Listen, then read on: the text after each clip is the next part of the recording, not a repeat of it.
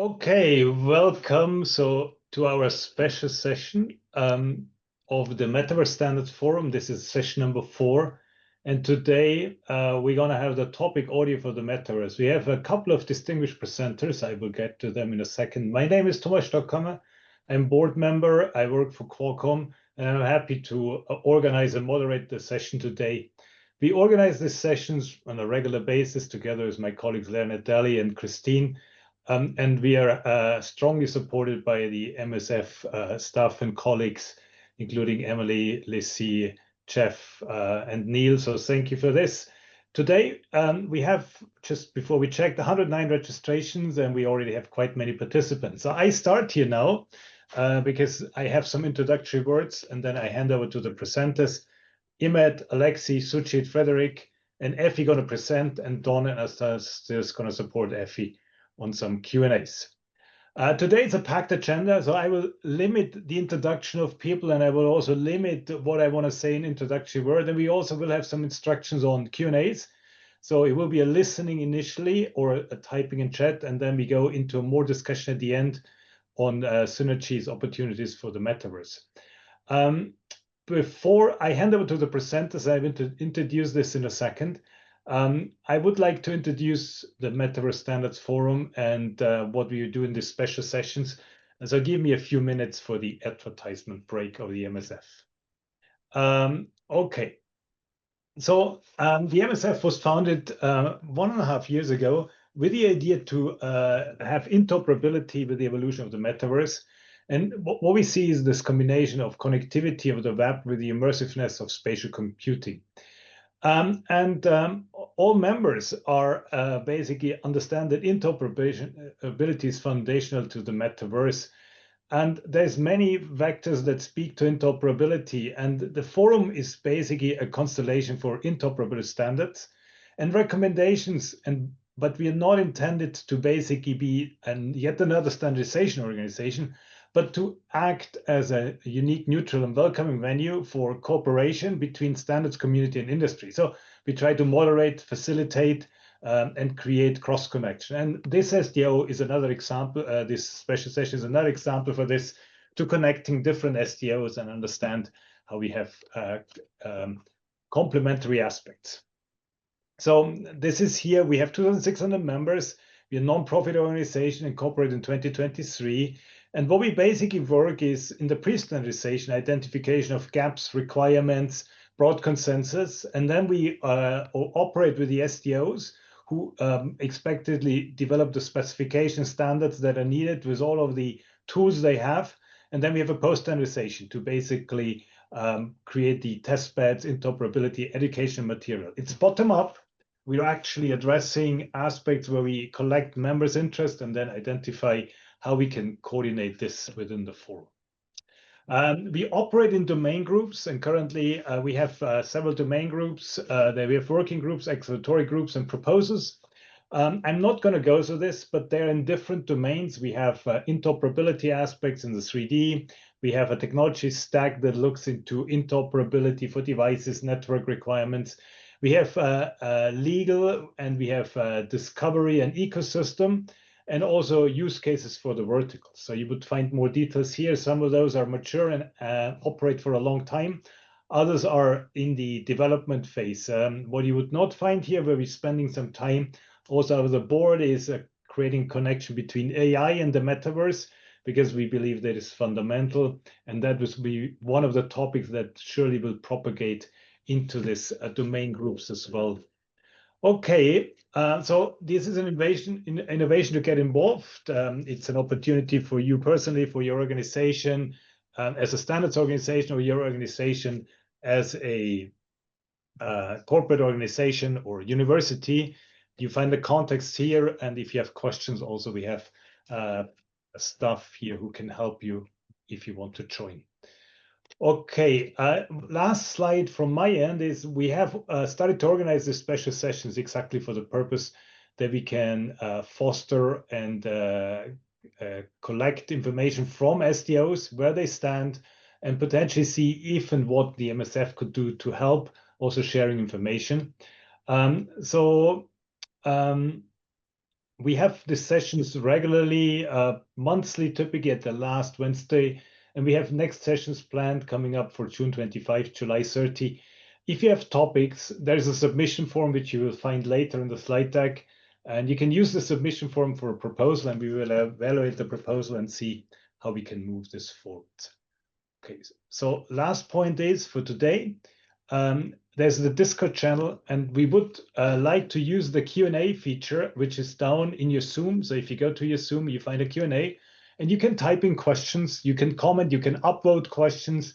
We hope we can use this feature in order to dissolve and address some of the questions that are coming up during the meeting. We will come back to relevant questions, discussion that is unresolved at the end of each presentation. But as I said, we have a packed agenda, so I would like to have the flow of the presentations going, use the chat for discussion, and only after we have run through these presentations, and they all promise to be within a 10 minutes time frame, we can come back and use the last probably 30 minutes for Q&As, discussion, synergies. And with all of this having said, I would like to start and introduce the presenters. I have links to the LinkedIn profile of the presenters, and I will share this after I have given the floor to the presenters. So I'm not going to read their agenda and vita. All of them are great, exceptional people. I will just introduce the people and quickly what they do. And the first presentation will be from Imed Bouazizi, working for Qualcomm. He's the main editor for the MPEG-I scene description specification. And that includes MPEG-I spatial audio extension that have been done to amend glTF to do this. So I would give the floor to Imed, and then we continue in the flow. And at the transition, I will introduce the next colleagues. Okay, Imed, floor is yours. Okay, hope you can see my slides. So good morning, everyone. This is a presentation about spatial audio in the MPEG-I scene description. I'll start by saying that this topic is at the heart of like providing immersive experiences. So immersive audio is really important part of immersive experiences, and it's logical that the Metaverse Standards Forum is looking at this. So it's at the heart of the Metaverse, pretty much. So it's good that we dedicate this session and hopefully more collaboration on this topic. So at MPEG, we started actually back in 2017, actually, which is quite interesting. At that time, there was no metaverse, so the term was not yet coined yet. So we were looking at enabling immersive experiences. VR was like getting started, and MPEG wanted to look at how to enable these experiences. And part of it is, of course, like having a scene description language that can support all these new experiences. The choice was to extend glTF 2.0, but also like define a complete architecture of how to enable building these immersive experiences. On the right, you can see several extensions to glTF 2.0 that were made over phases, but the very first ones were the ones in blue, and of course the green, which is the MPEG audio spatial extensions. I'll get into these. I think the ones in blue are quite important since they enable like this dynamic and time metadata. The architecture looks more like this. So you'd have like a presentation engine. Think of it as one of the gaming engines or your own like presentation engine. And there will be like a component or an entity taking care of like accessing the media, which could be coming like from the cloud. Say, think of WebRTC media or like streamed media over Dash or HLS, or like locally stored media. And all of that gets processed by media pipelines, and they get pushed into buffers. And we all know the buffer concept in glTF, so it's extended there to support this type of dynamic media. And the presentation engine would not have to bother about what codec was used or what transport protocol was used, just like finds its data in the buffer, hopefully in the right time for rendering. And that concept supports like spatial audio, like streamed audio, for instance, or like other types of media, like video textures or dynamic meshes or point clouds or any type of dynamic media, actually immersive media. So I said that the heart of these extensions were the three core extensions. The MPEG media extension is like top-level extension that allows you to describe the external media, how to fetch it, what protocols to use, what's the MIME type, the URL, and how to access it. Again, I think part of this was to enable like these use cases where you have like people, say, sharing space in the metaverse, they talk to each other, and so on. So their audio is coming live from in real time from their speech, basically. What they say gets streamed using WebRTC and then gets rendered in a spatial environment. The other extensions were like to the accessor and to the buffer to support like changing dynamics of the media that is incoming through these buffers. So one enabled like different like layout of the media through the accessor time. The other enabled like a buffer that is more like a circular buffer, so it's being written and read from at the same time.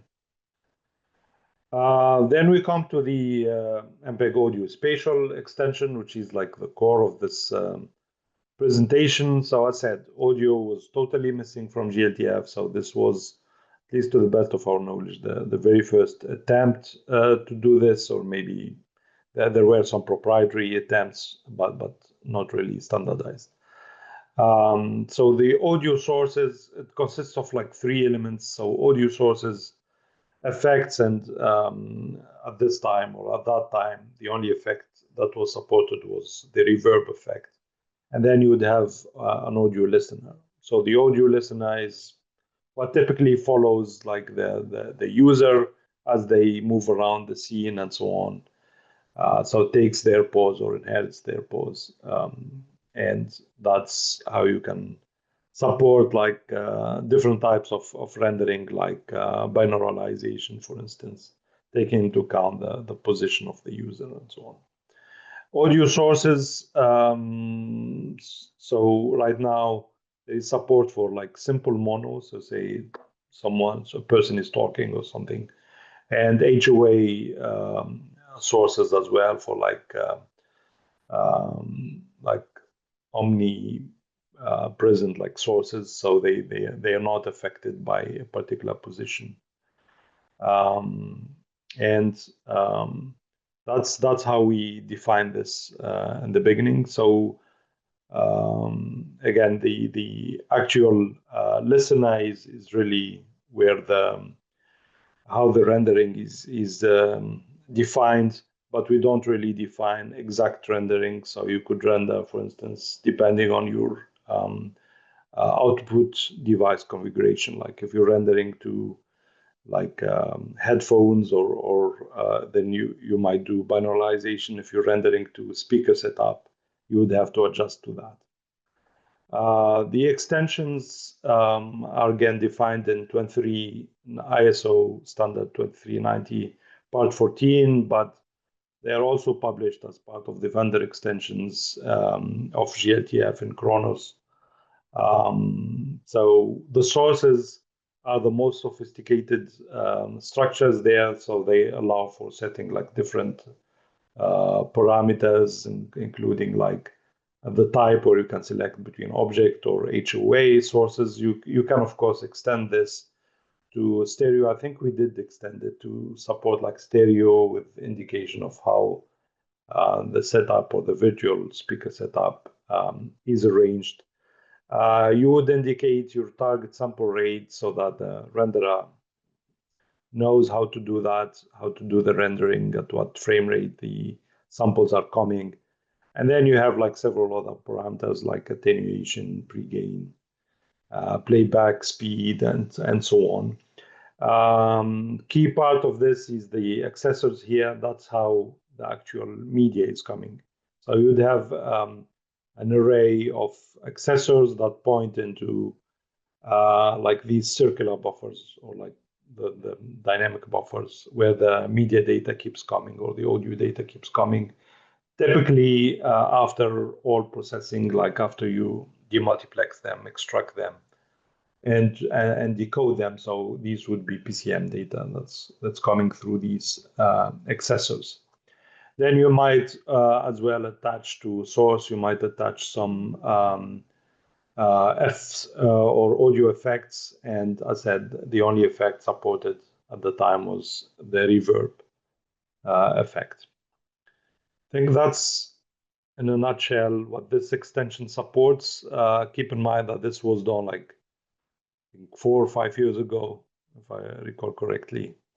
So, and it has evolved a bit, but that's like taking into account what was the requirement at the time. Maybe briefly to the media access function. So it comes with an API which allows like the presentation engine to request some media, say, give me the audio from participant one that's coming through WebRTC stream, and then I want to have it in this buffer, and that's how it works. So for that, the media access function will set up this pipeline. So it might be coming, say, in like Opus or like AMR or whatever. So that plugin engine or the media access function will use plugins and set up the proper media decoders and the proper processing to get it in the right shape for consumption by the presentation engine. So all of this, again, has been done starting from glTF 2.0 and building on like the core extensions for media accessor timed and the circular buffer.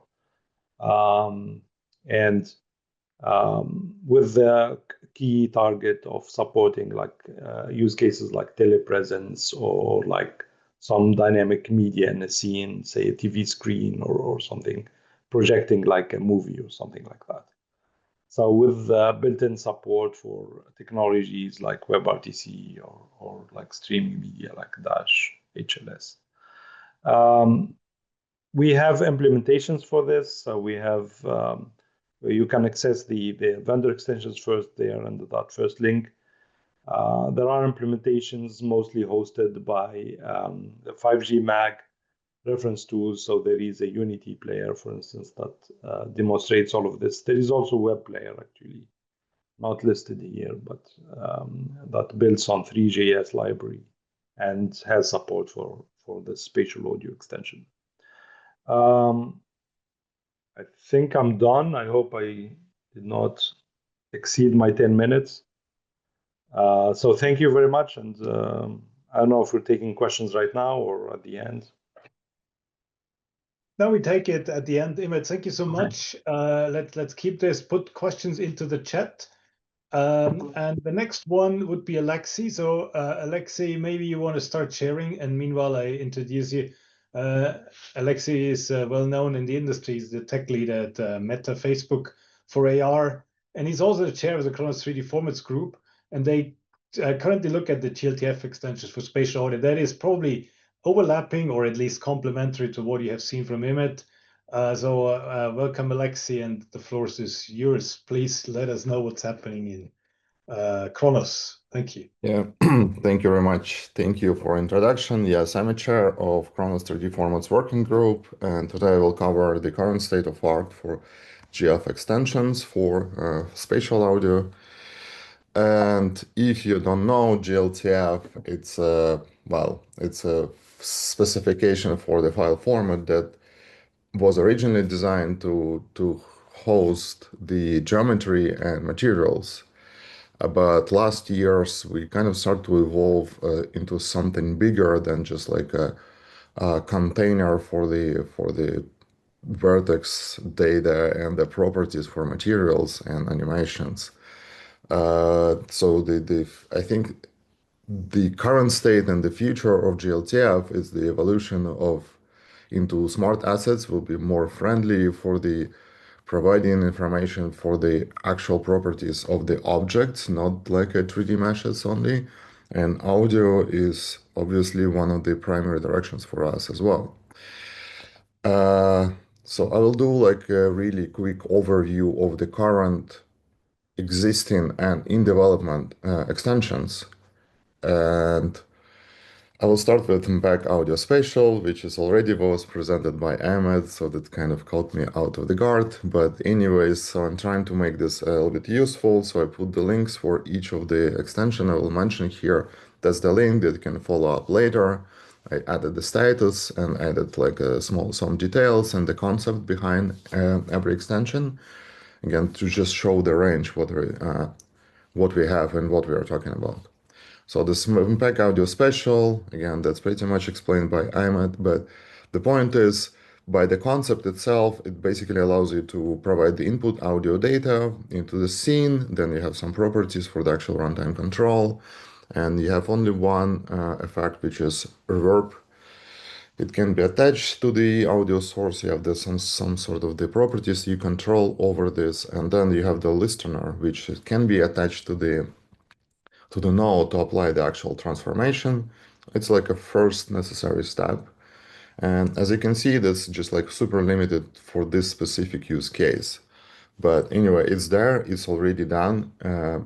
Well, it's a vendor extension, does not require any approval from the Kronos itself, and it's presented. So MPEG Media, again, was covered by Imed, that's the link, and the concept, it's even a little bit less than spatial. It can be any sort of background sound. It just like provide the source of the data, provide the information. For the concept is super easy. Again, you have like a just media source, then you have URI or the reference into the internal buffer use for glTF. Then you can provide additional codecs and playback controls. But so the current mental model for us, we have two extensions in active development. Active, it doesn't mean we have a date when will be done yet, but we kind of optimistically think it will be kind of soon. I will start with KHR audio emitter.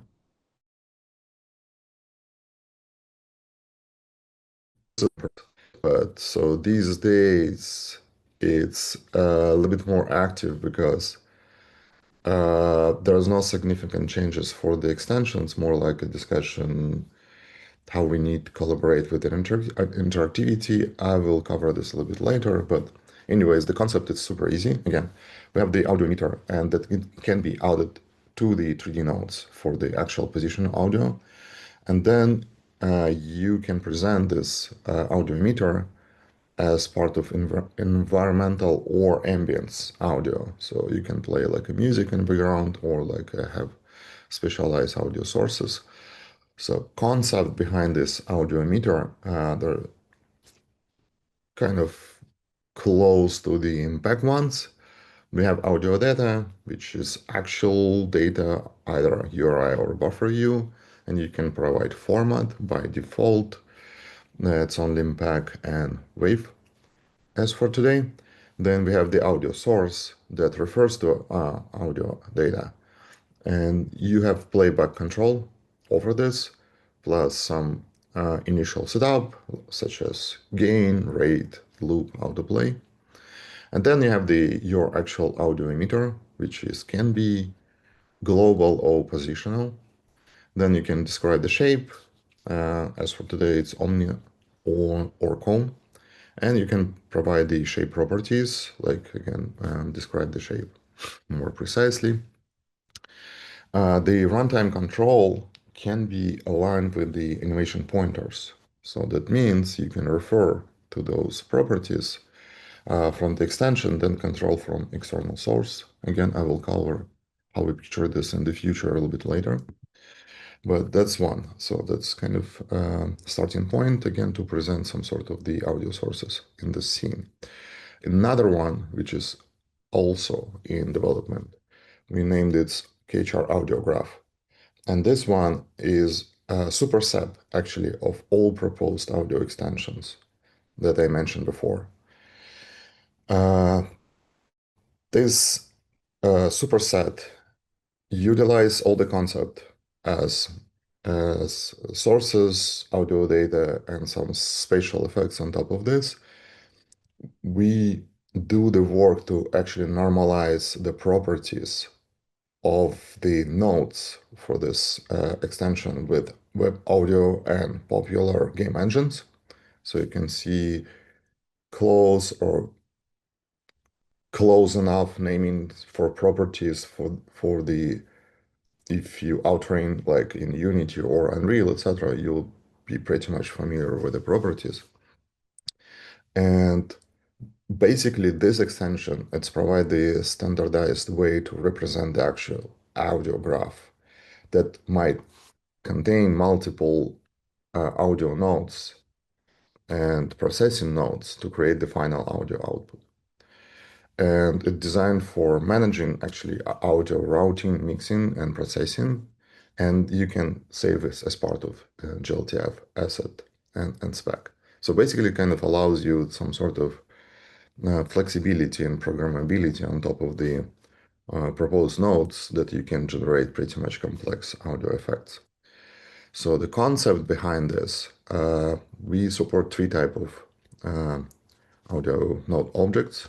First one is just audio node, obviously, which is contain the source, similar to previous ones. It's audio data with internal or external sources, or you can provide the actual oscillator, basically generate some sort of frequency.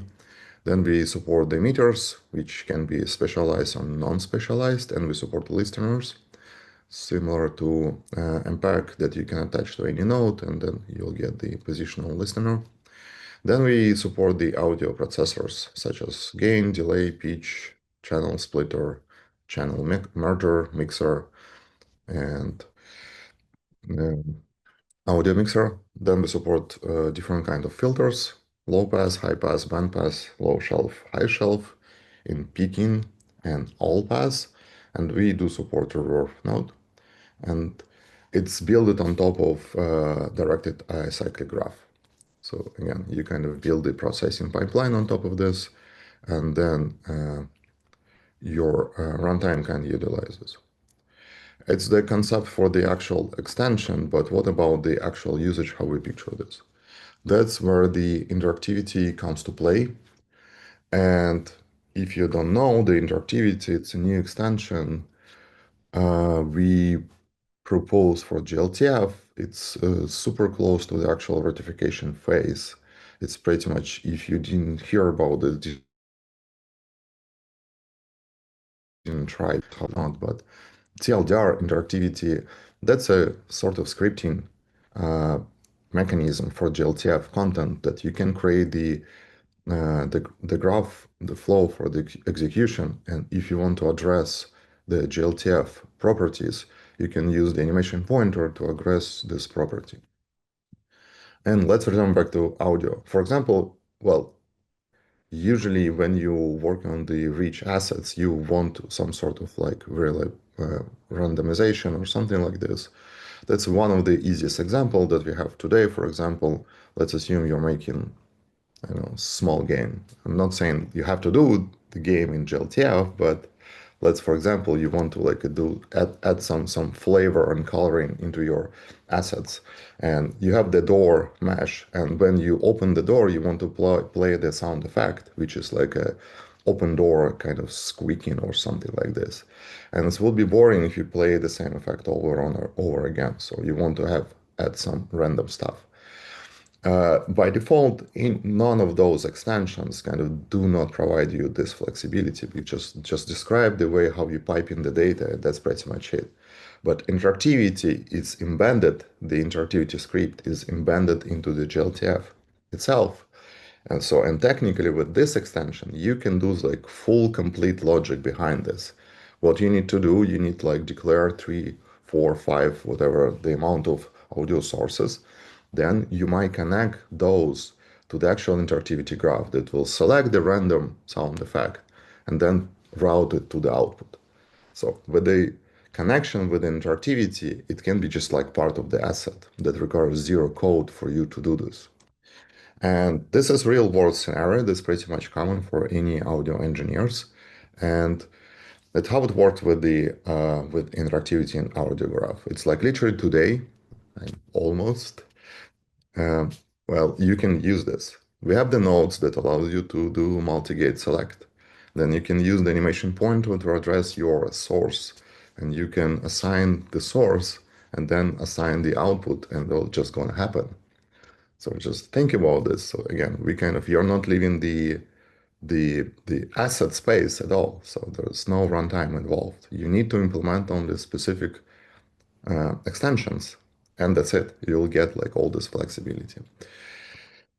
And so the current audio behavior logic functionality, as we see, so we have a bunch of nodes, and you have a bunch of functionality you can build on top of this. You can select the random stuff. You can build the sequencing, playlisting, concatenation. You can do random pitch volume if you want to, delays, crossfade, so you name it. So basically everything you can expose, like everything that I mentioned here can be exposed again as part of asset. And the well, so basically gives you like a lot of flexibility. That's just probably kind of repeating myself, but that's the goal. So, and I hope again I fit into my budget as well. So and pretty much it on the site. Alexey, thank you so much. Very, very interesting.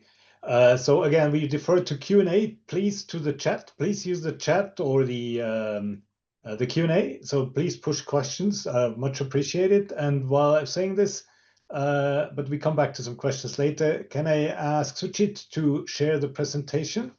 And while Sujeet is doing this, let me quickly introduce Sujeet. Sujeet works in the MPEG audio group. And he's the co-chair of the MPEG-I Immersive Audio Ad Hoc Group and part of the MPEG Audio Convener Support Team. And he's going to introduce MPEG-I Immersive Audio, which is basically a follow-up to some work where MPEG has done a lot of work in the audio space, from MP3 to MPEG-H to AAC and so on and so on. So MPEG-I is the latest kid on the block from MPEG, and interested to see what we can get there. Sujeet, yes. Can you share? Yes. So hello everyone. I'm Sujeet and I'm representing MPEG audio coding workgroup today here. And I will be presenting regarding the new standard, which is a 6-stop immersive standard, which is for the Metaverse. And before I go ahead, I would also like to say that this standard, as Thomas already mentioned, is a new 6-stop standard, which is like slightly different presentation from the previous two ones, which were focusing mainly on the scene graph for the audio. This one is actually then going towards the audio rendering and metadata standard for 6-stop. So first, a brief outline of the presentation today. So first, I'll go briefly through what the MPEG-I immersive audio brings newly, and then some features and details about the codec. And then we look at some of the integration work we have been doing with MPEG-I scene description. And then we wrap up with the current status and our next plans for this topic. So what this really brings to the table is full-fledged 6-stop experience, like be able to move around to room scale and interact with the surroundings, whether virtual or augmented world, doesn't matter, both are possible. So that's kind of the new step forward in MPEG standards. And then the use cases are pretty much, we have discussed them earlier also. So it's about immersive media broadcasting and streaming, where this domain is anyway quite challenging even without 6 degrees of freedom, but this standard also enables performing live and recorded broadcast of media with 6 degrees of freedom. The other important use case is about social consumption in shared virtual and augmented world spaces. So here the idea is that there can be more than one person consuming the scene together with the others. And this has a very, in some form, this has already been happening in some ways, but with more degrees of freedom with MPEG-I audio. And the third option, or the third use case here, is also the XR communication, which according to the wording itself, it is using the 6-stop immersive audio together with any of the other communication codecs, whether mono, immersive, or anything in between. So these are the main use cases which also motivate 60 degrees of freedom. Next is a brief overview of the MPEG itself, but mainly the evolution of the codecs which have been developed in MPEG, which has had a long history since already since 92. The first MP3 codec was developed, which had a big impact on digital audio in entertainment, in information sharing, and other things. AAC has an immense impact. And then with MPEG-H 3D audio, also more immersive experiences have started to be developed with 3 degrees of freedom. And now comes the MPEG-I immersive audio, which actually brings now full 6 degrees of freedom. And the key difference is that unlike the previous three, immersive audio is not an audio waveform codec, but a 6-stop rendering metadata and rendering tools codec. So this is the main difference for this codec. And this has been developed in the workgroup 6 in ISO IEC standardization forum, and which has had a pretty intense work by lots of experts from industry, research institutes, and academia. There has been a very significant contribution by lots of companies. More than 15 companies have been present consistently in all the meetings we have been having. So the key aspect of this codec is that it supports both virtual scenes, entirely virtual scenes, as well as scenes which are situated in the real world. So like augmented reality experiences. And the codec work has already developed a real-time interactive renderer, which can have a very small block size. So almost like a real-time rendering is possible with 5 milliseconds of block size. So it is very responsive. And there is a rich tool set of rendering acoustic effects. And the rendering pipeline is also configurable. We will see some more details in the next slides. And last but not the least is this codec also enables creating content with very diverse workflows, ranging from very simple to configure scenes which can capture like real world live events, up to very fine granular control with artistic intent to make very precise scenes for professional scenarios. So there's a very wide range of content that can be created and rendered with this standard. So going through briefly with some of the features. So this codec supports three signal types: the audio objects, channels, and ambisonics. And it natively supports the MPEG-I 3D audio for the waveform coding, but there is no restriction of using any other coded audio. So this makes it very flexible and adaptable to different scenarios, including communication and other cases. And the scene representation in case of both meshes and voxels are supported. So this also allows more flexibility in content authoring. The bit stream is highly optimized and also makes it suitable for interoperability and stability.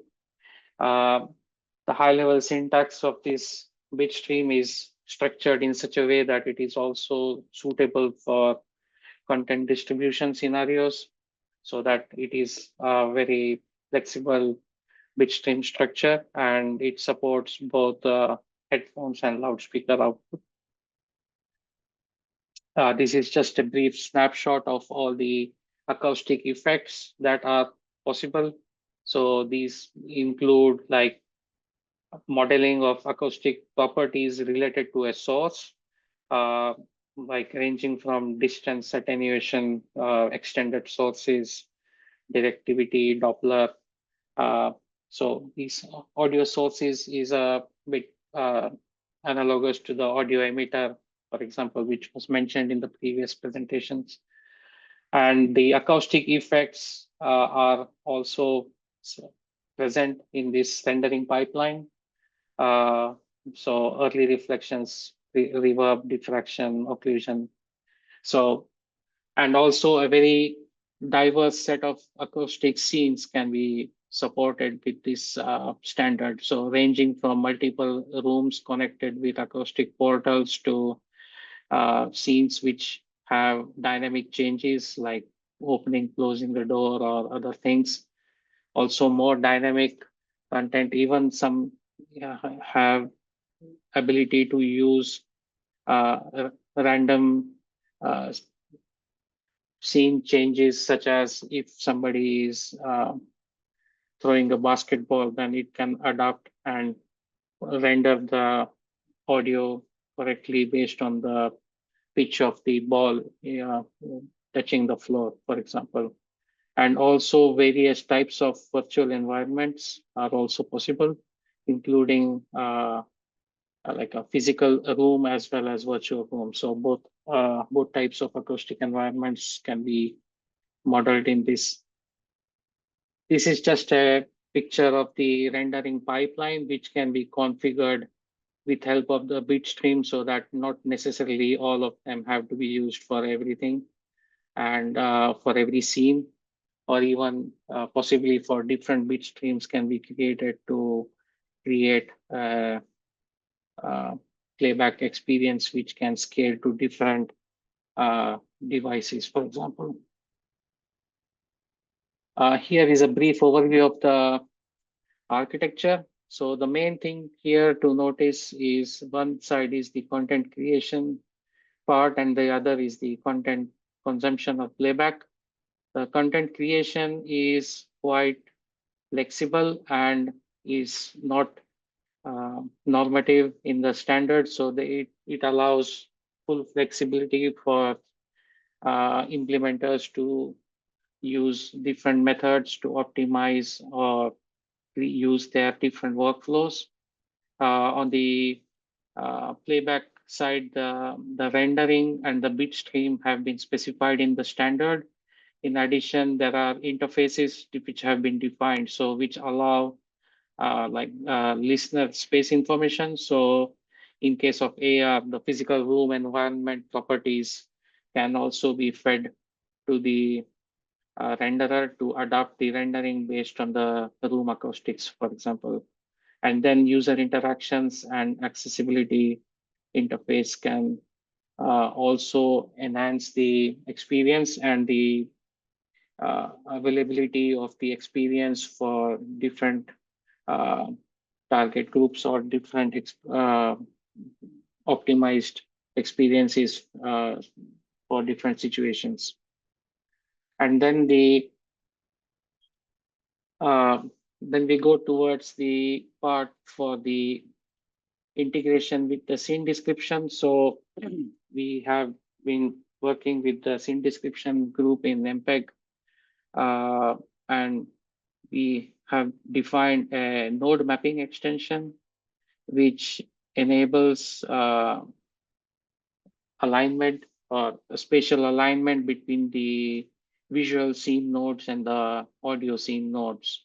So this allows the presentation engine or the player to drive the scene updates for the visual nodes. So the position of the visual nodes to the audio scene node, and this initializes the alignment spatially when the rendering starts. Now going to the next is looking at the status. So the standard has reached the final draft international standard status. So it is very much ready and awaiting last final tunings. And the reference software has also been finalized. The reference software, even though it has not yet been optimized for any specific platform, it has already been under testing on Android and Vision Pro devices. So this gives a good example of feasibility of running the full-fledged audio-visual scenes with 6 of immersive audio rendering on currently available devices. We hope to continue some more work on this direction to ensure that the devices in future are able to use this efficiently. And looking forward, so there is work happening in the work group 6 for the further scrutiny and verification of the performance of the codec. And also, we would like to look all around to see which all other relevant standards we can get in touch with and see if the interoperability or any integration of immersive audio standard can be done with some other parts. Like one example is the scene description in MPEG, where we can we plan to see what we can do more. And then there is the parts of integrating or adding more support for the systems aspects, such as carriage and distribution of the immersive audio bit stream. And of course, then there are we would also like to reach out to other SDOs who may be working in this domain of 6-stop immersive content. So yeah, that's all from my side. Thank you. Sujeet, thank you so much. Great insight into MPEG. Again, I encourage to use the Q&A for chat. I'm learning. I put one on live, which I should have not, so I'm putting it here back into the chat. So let's move to the next speaker, which is my colleague from SA4, Frederic, and we come back to the MPEG discussion, the Q&A sessions. But again, put some questions into the comments. Frederic is the 3GP SA4 chair. He put on the slides the outgoing. He's still the acting SA4 chair he was this for 8 years. He works for Dolby. And he will present the work in 3GP on IVAS. And I give the floor to Frederic and will put his resume into the chat so you can read about Frederic. Thank you, Frederic. Floor is yours. Thank you, Thomas. I hope you can hear me well. And This is indeed a high-level introduction to the 3GPP IVAS. IVAS stands for Immersive Voice and Audio Services. And I'm indeed the outgoing chair because we have a new chair since last week, which is good. The IVAS here I'll present as a codec for immersive audio for conversational applications. This is standardized in 3GPP. 3GPP is the third generation partnership project that standardized 3G, 4G, now 5G, 5G advanced, and now started working on 6G. And this IVAS codec was published last year for release 18, so it's published and the C code is available. The intention at the start of this work was to enable immersive audio, which is well known to the public in various applications, to enable the extension of this to conversational applications. And here are the use cases that were the most where the most focus was put in. So conversational telephony. So this is an extension to current telephony that's mono, as you know, for years, to make it stereo and immersive, enable conferencing with stereo and immersive audio, while keeping the full interoperability on mono with the existing and deployed 3GPP EVS codec, so the Enhanced Voice Service codec that's been there for years and which is at the foundation for voice over LTE, voice over NR. The second use case was XR communication with telephony and conferencing as well. In particular, this use case of virtual conference where you have remote participants meeting in virtual environment like the Metaverse, plus other use cases that are quite critical for mobile, like live and non-live streaming, user-generated immersive content. So being able to create audio scenes from a mobile device and then share this as live or non-live streams, including messaging applications. And then there is the long list of verticals that would benefit from more immersive communication, giving more than just the voice of the user, but also the surroundings, a sense of the scene in all these applications is seen as an additional value. And while this has been standardized in 3GPP, it's currently being introduced in GSMA. So GSMA Association is the mobile operator association that defines the profile for VoLTE and VoNR, and IVAS is being added to GSMA VoLTE profile as we speak.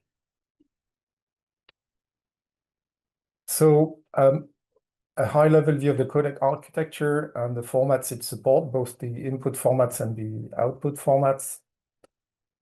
On the top left, you have the IVAS encoder, which includes the core encoder, in particular the EVS encoder is an integral part of this encoder. It takes audio channels as well as metadata, and this is to support the various input formats like mono, obviously 100% EVS compatible mode, but it improves over mono with stereo. Scene-based audio, that's ambisonics, where you represent a full sphere audio. That goes to the third order of the description of the full sphere.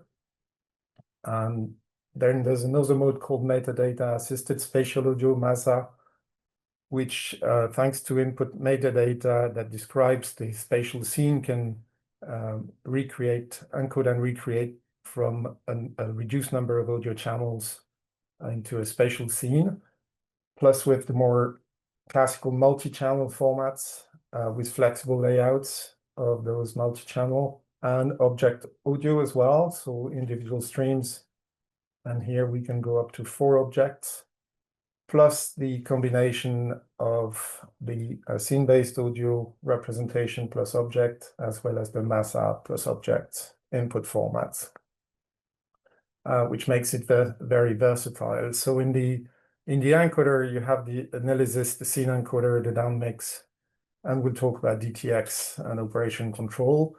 You have the core audio encoder, IVAS, that's on top of the EVS encoder, plus comfort noise encoder, which is used in DTX standing for discontinuous transmission operation. And then this is transported towards a receiver in a bitstream format and decoded there with the core decoders, the IVAS decoder, the EVS decoder, and comfort noise generator, the decoder and generator. A scene decoder upmix, the air concealment of lost frames, we'll talk about this on next slide, and the rendering. So the rendering is part of the standard, but it's optional. You can use a different renderer than this one, and actually this renderer can be used in other contexts as well.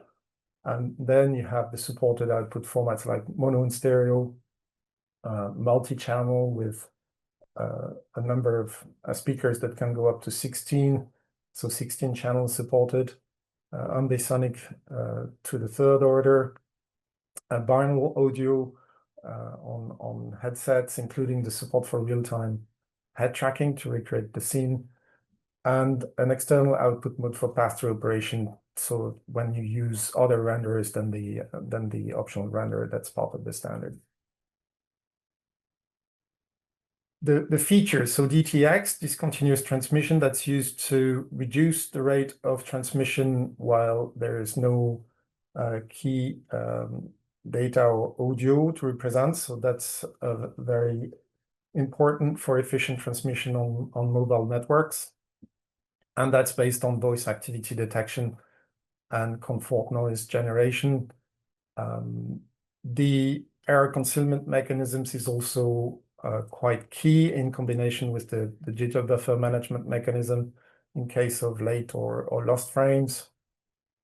And the codec supports the switching at any frame boundaries, enabling bitrate adaptation application. And the transport is on the RTP protocol, so it's got an RTP format, as well as the capability to negotiate parameters and configuration via SDP. The bit rates of the codec span from 5.9 to 128 in case of EVS.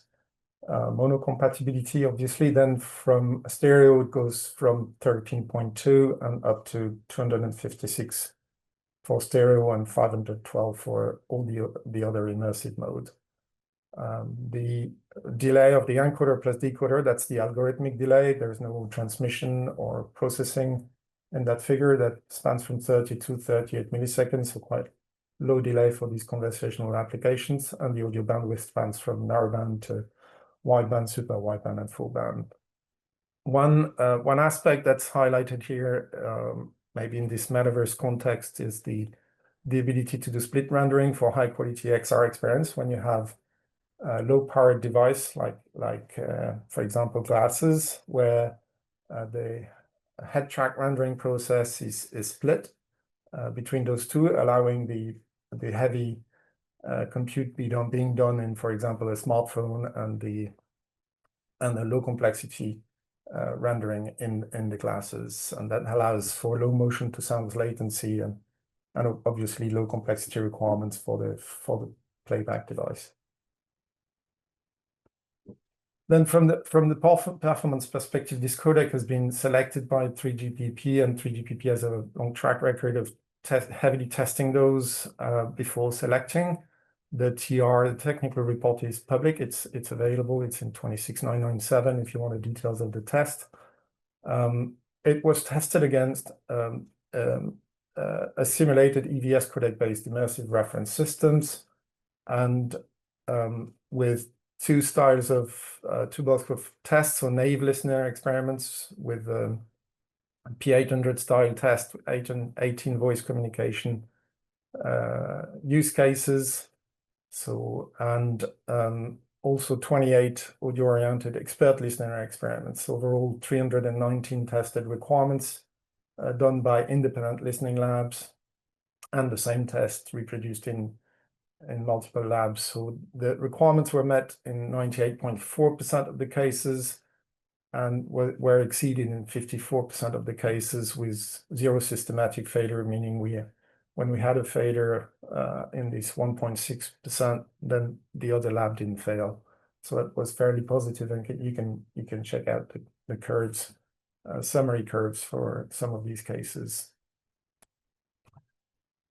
Finally, why we believe this is a foundation for immersive audio in the metaverse. So one aspect is that it's a standardized codec with open reference C code that you can get from 3GPP Forge, and it's designed to foster broad industry adoption and interop between devices. I've done the exercise of trying to map those immersive audio scenarios from the MSF, immersive telepresence, use case 4, avatar phoning, and the remote participation in live events seems to match with these and these XR communication and conferencing, where IVAS supports ambisonics, MASA, and other object audio formats. And the IVAS is optimized for mobile XR device and real-time communication, with efficient rendering for headphones, earbuds, and loudspeakers, plus the support for real-time head tracking. And so we believe it matters for the metaverse, designed for 3GPP networks, but it's usable over the top. It's flexible and future-proof, where we have also a fixed point code coming up at the end of this year. Finally, 12 minutes have passed, so if you want to listen to IVAS, there are live demos available from several companies that were, those demos were already presented in various face-to-face events and meetings, and I think these are great demos, supporting commercial smartphone using multiple microphone capture and processing. And there's also demo material which is publicly available. I've put the link here, and I recommend you listen using headphones for getting the experience. And that concludes my presentation. Thank you. Thank you so much, Frederic.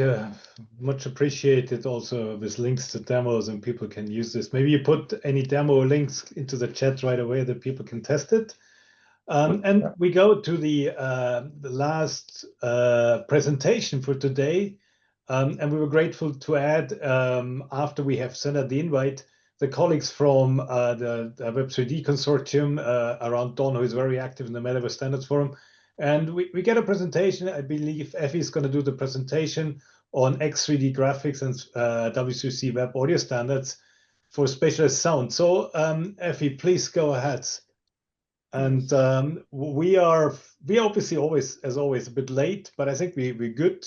So take your 10, 12 minutes, and then we get into the Q&A session. Meanwhile, good discussion on the Q&A. So join this one as well, but don't forget to listen to Effie. Thank you. Mm-hmm. Thanks for the lead in, Thomas, and we're very glad to be here. And fortunately for all of us, Effie's going to do the lion's share of the talking today. On slide 2, you can see a summary of who Web3D is and why we care so much about Metaverse Standards Forum. What do you think, Effie? Can we get to slide 2? Slide 2, yeah, of course. Mm-hmm. There, it's coming through now. Thanks. So who we are, we're a long-running Metaverse standards, standards development organization. We are not exclusive, but inclusive. Our goal is to cross-connect all sorts of content, all sorts of web standards. We have been working with ISO for many years, and you can see find both our X3D and our humanoid animation standards here. I've made a quick list of the groups we're active in. I think this work is very important. And Effie, could you please tell us how we've spatialized the W3C sound API in X3D? Okay, let's continue with the other slides. Let's continue with the fundamentals what exactly is spatial sound. It enables listeners to recognize, let's say, meaningful spatial cues from audio sources, specifically direction, distance, and the acoustics characteristics of the surround space. So think about how you naturally locate sounds in the real world. When someone calls your name from behind you, you know where they are without looking. So by reproducing this same natural spatial cues in virtual environments, a more realistic and immersive, let's say, auditory environment is created. So spatial audio defines, in theory, the complete audio flow from scene source to destination, of course, through various sound effects. Most importantly, spatial audio allows users to imagine immersive environments in the same natural way they hear sounds in the real world. This clear connection is the key to implement realistic virtual experience. So in the next slide, why does this matter for the metaverse? Three main reasons. Let's say the metaverse promises truly immersive experience. So virtual worlds aim to replicate real-world interaction, and users expect seamless integration of not only visual but auditory and interactive elements. Without proper spatial audio, that illusion loses its power. Another one, maybe audio is absolutely crucial for virtual environment because it enables natural audio interaction and reflects material and environmental acoustics for real. Consider the echo you hear in a large room versus the soft sound in a carpet room. So these acoustic cues are essential for presence. And the last one, spatial audio, in general, bridges real and virtual world. It uses familiar sound behavior that user naturally understand, and helping in this way virtual environments feel more real and easy to use. In the next slide, how do we solve this? Our approach is based on standards, combining two powerful existing technologies. We use XD ISO standard for implementing and the evaluation. This provides describe that the 3D scene graph foundation. We leverage the structure and the functionality of the other W3C Web Audio API to provide a comprehensive set of tools for creating, modifying, and controlling audio content. Another key innovation in our work is to integrate acoustic properties directly into this framework, and we will give some details in the next slides about this. So this isn't about creating new standards, but it's about intelligently combine proven existing standards and use it. Let's dive deeper into W3C Web Audio API capabilities. Is a high-level web API specifically designed for processing and synthesizing audio in a web application. It provides native 3D spatial audio processing through specific components, no plugins required. It supports modular routing with arbitrary connection between different audio objects. This flexibility is a key to our approach. So the app is built around an audio graph architecture. What means this? That audio sources, effects, and outputs are represented as interconnected nodes as a flow. So it delivers real-time performance with hardware acceleration support, making it suitable for interactive application. This proven foundation gives us everything we need for sophisticated, for more difficult spatial audio processing works.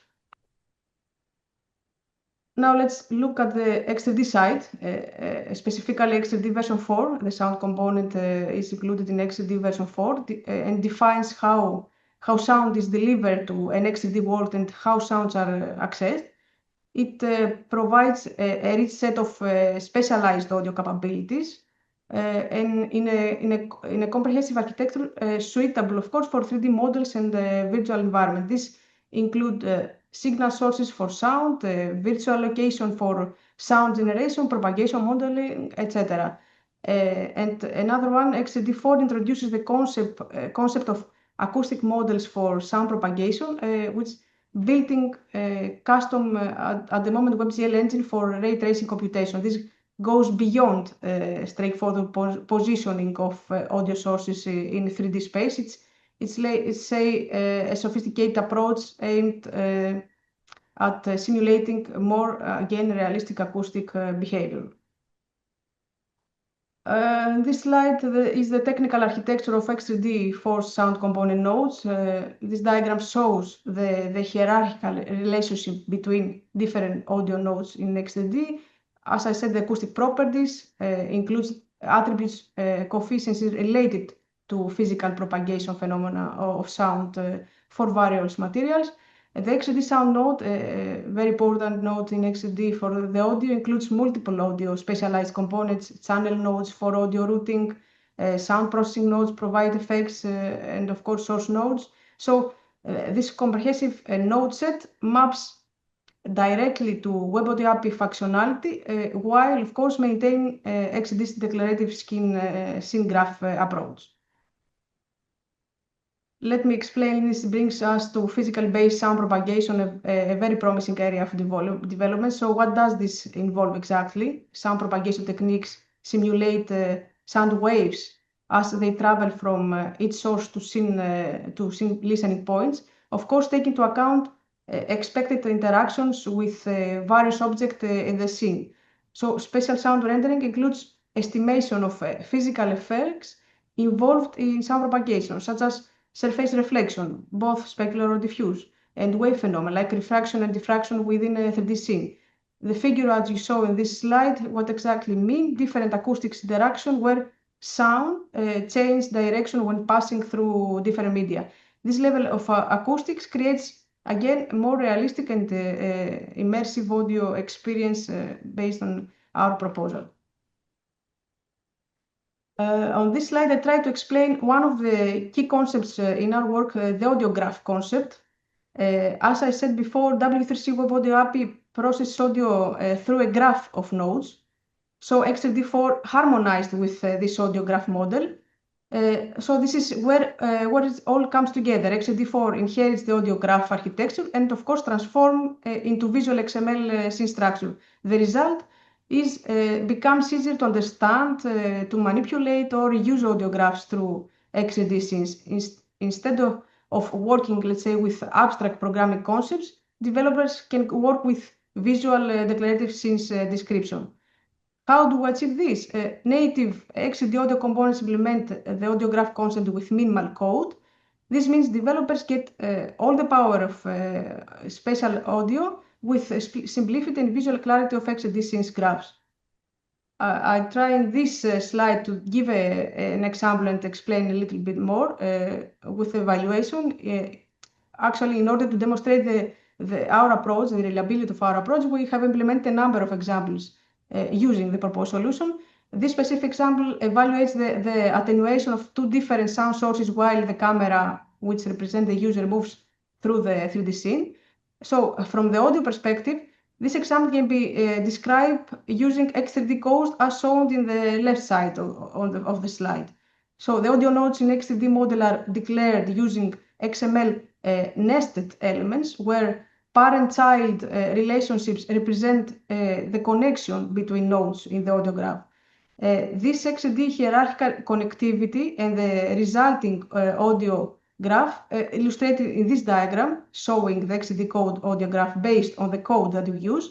At the bottom, you can see the corresponding hierarchical nodes of WebAudio API that are creating during this specific example and how they connect in the processing flow to specialize sound before output to the destination. So I use these two diagrams to illustrate that our main goal of harmonizing the audio X3D nodes with WebAudio API elements has been successfully achieved because both diagrams share the same structure and flow and demonstrating perfect compatibility between the standards.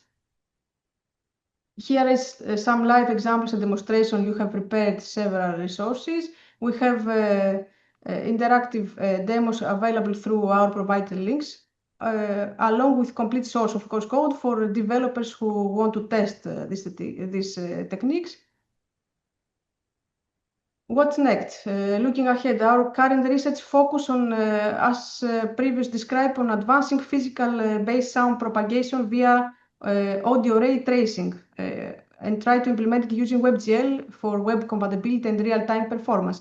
These developments enable accurate modeling of acoustics interaction with geometry of the scene and the materials, so offering more realistic and easier to recognize audio experience. In the next slide, maybe I don't know if my colleague Athanasios Malamos would like to jump in and describe. Yes, thank you very much. Yeah. I may say that we're going to present a few of these things we presented, Effie presented today. And of course, our latest, let's say, implementation, which is the acoustic engine fully developed with WebGL technology, so fully web audio engine. We are going to present them in these two conferences that happen to be, to be in the same, more or less the same area of Italy. The first one is in Siena between 9 and 10th of September, and the other one is in Bologna, which is 2 hours drive from Siena, and the I3DA, where we are going to present exactly this engine, is in Bologna right after, between 10 and 12. So you are welcome if you would like to attend these conferences, first of all, and of course, to discuss there face-to-face about our evolution in 3D sound. Thank you very much. Okay, thank you. And the next slide, some reference, and maybe you can use it after the session. So to summarize, we have presented our proposal for integrating XAD graphics and W3C Web Audio API to enhance spatial audio capabilities in virtual environments and potentially move it maybe a step forward in the metaverse, I don't know. So that's it. Thank you for your attention. Thank you so much, Effie and colleagues. So this concludes the presentations, and I appreciate everybody staying on time to the most extent. We're a bit over time from what has been initially considered, but that's good. So I believe we have like 10 minutes before we want to wrap up, but maybe do like 5 extra minutes. So we would enter the Q&A, and there's also already live discussion in the Q&A. But we can pick up a few things. I also want to point, I put a session survey into the chat. We would love to get your feedback on the session, and then basically also get new ideas for new sessions. So I keep this running here. But let's go into the Q&A. And I'm not going to pick up the issues from the session. I apologize here. But I'm going to just check if there is people who would like to just have questions here. So raise your hand, open your microphones, and let's see if we have discussion and comments being done here. Anybody questions they want to put into the panelists right now, or these speakers?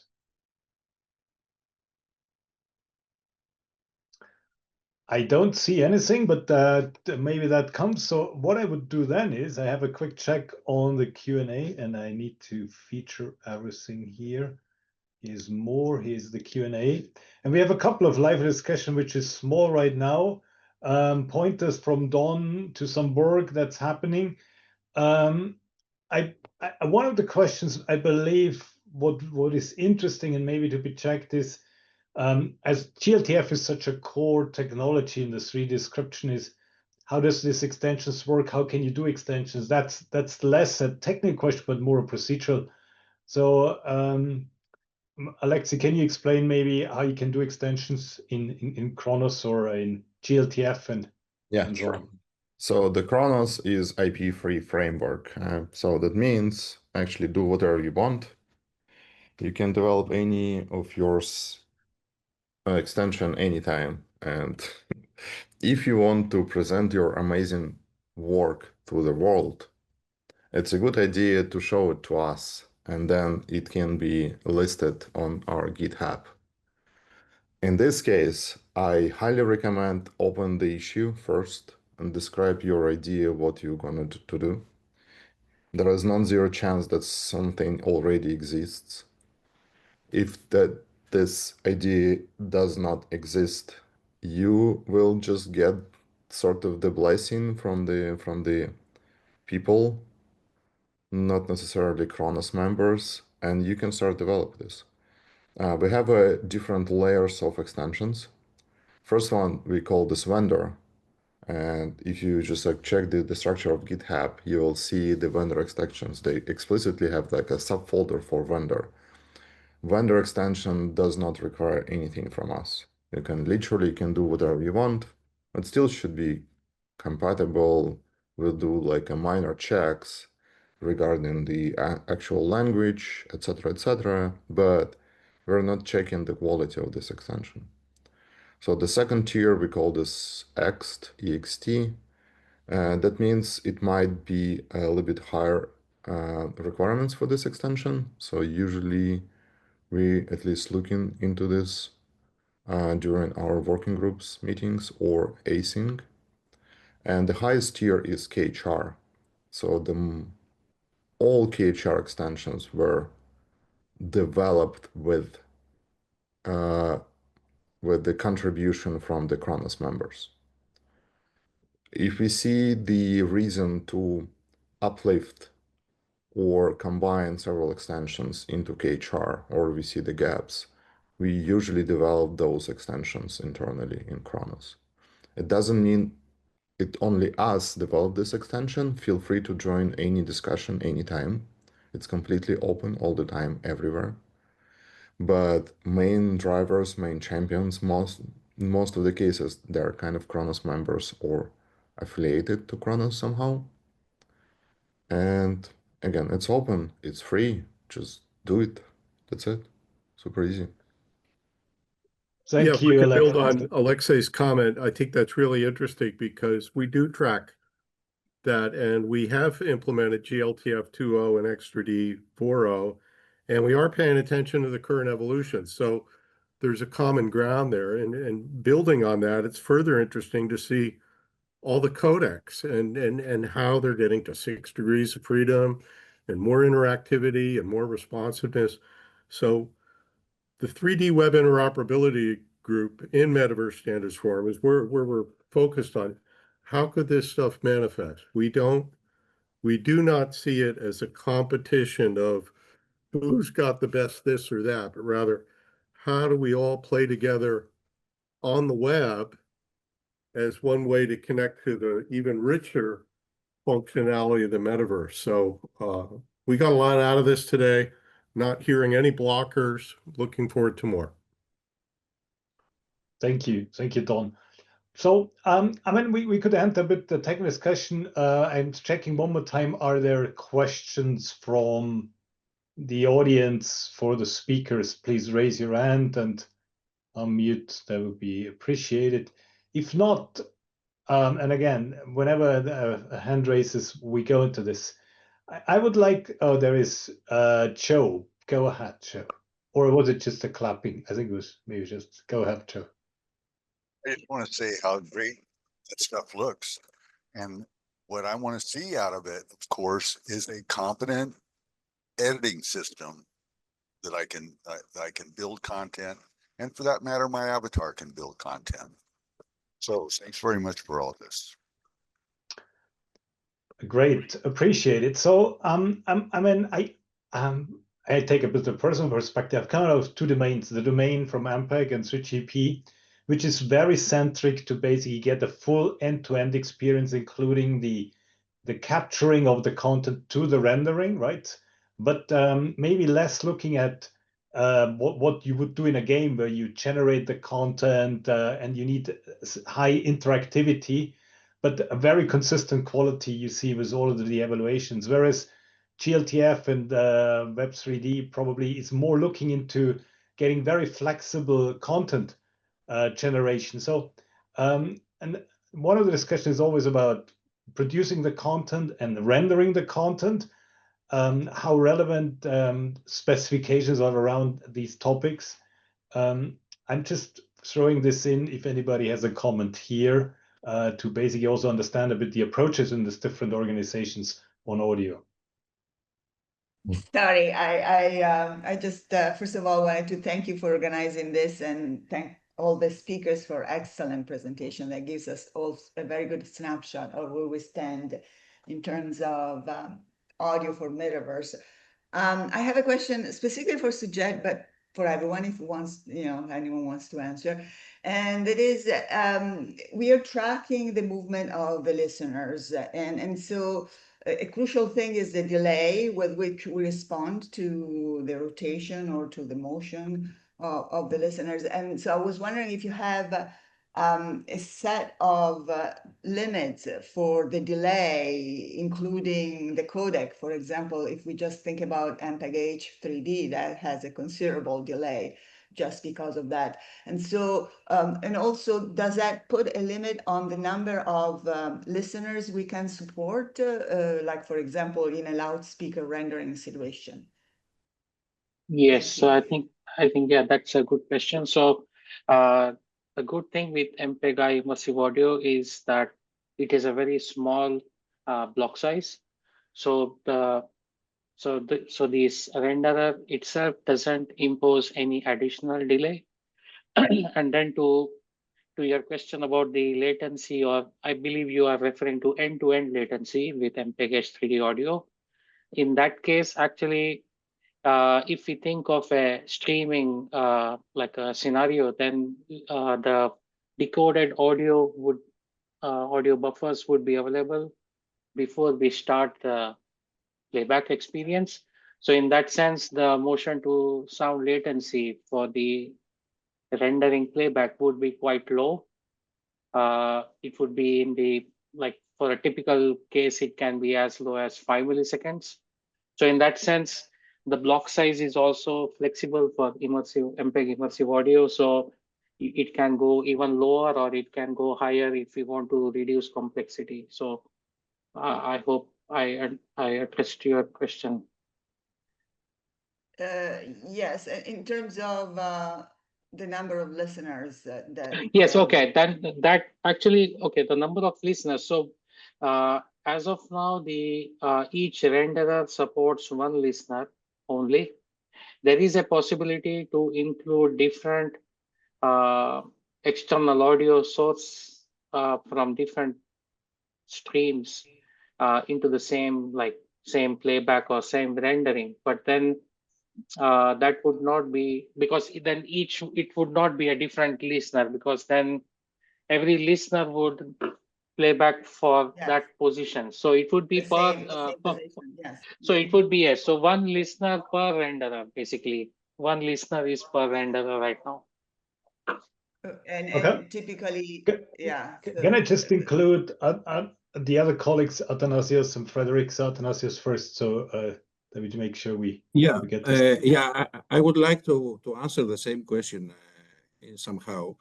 In Web3D Consortium, and I think it was obvious by our presentation, we believe that we have to trust the internet universe in general.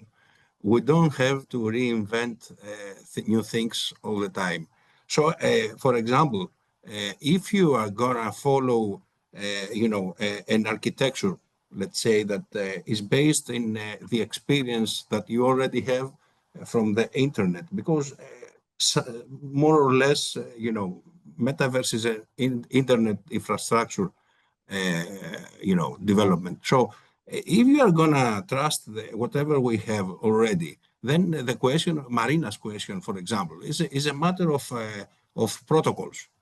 For example, if Marina is asking for a real-time communication system, which is, I think, obvious that in the Metaverse, this is what we are going to face in the near future, we could trust a protocol like WebRTC, for example.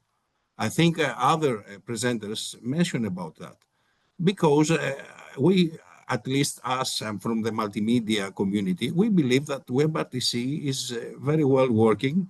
We are experiencing this right now, and with many users without serious problems. At least not right now. I mean, with the requirements we impose to the community now.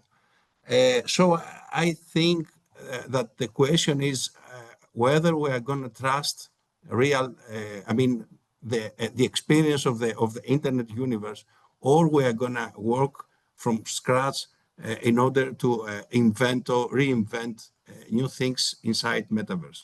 This is a critical question, I think. So, but I believe we and the MSF, we endorsing obviously web technologies or IETF, and we're not building new communication protocols or anything like this. So I believe we will rely on this, and if they need improvements, that will be done. So I'm pretty sure that is one of the aspects the MSF is really looking to reuse what exists and not invent. So, but it's a good point. So let me just give Frederic one more word on this one, and then I would like to wrap up with just a final comment. Frederic? Word. Okay, I'm trying to contribute to an answer to your question, Thomas. There's ongoing work in release 19 in 3GPP on the its so-called diverse audio capturing system for user equipment, so for smartphone capturing, with the intention, I mean, there's the industry in 3GPP is keen on having consistent quality across devices and consistent experience in addition to interops. So there's this is ongoing work that should conclude at the end of this year with multi-microphone capture, spatial audio metadata, compatibility with IVAS as a feed, and of course high quality input. So this is what 3GPP is trying to address when it comes to consistent quality of the capture. Okay, thank you, Frederic. So in order to wrap up, I would like to just understand if we believe we should do more in the Metaverse Standards Forum related to audio, maybe just something like summarizing the slides here and giving a bit of guidance for somebody who is needing audio in its environment for the Metaverse, right? Should we give guidance? Should we give maybe also have a few use cases that stress audio and then give a bit of how you implement this? That would be, in my opinion, low-hanging fruits and would support a bit that we consolidate what it's done here. I don't expect we will solve that question, but if you're interested in this, please, for example, put it into the survey, which I just provided, or get back to me, use the Discord. So just let your voices be heard. But I would pose this a bit and see if there is interest and volunteers who would contribute, let's say, to something like let's say a white paper or a deliverable in this domain. That could be an option. Just summarize what we're doing here. I think it was very interesting. And so, and I leave it at this. Is there anybody who has a final word for today? No? Okay, so I invite you again to the survey. The survey is in the chat, and again, also put additional topics there. And if you have other topics, please submit it. And don't forget, the Metaverse Standards Forum is open to anyone to join, and we really appreciate your contributions here. There's a lot of voluntary work, so please join the Metaverse Standards Forum. And with this, thank you to the speakers. Thank you to helping all of the organizers. This session is closed. You will get a message with all of the details you have heard today. Have a great day. Thank you. Thank you, everyone.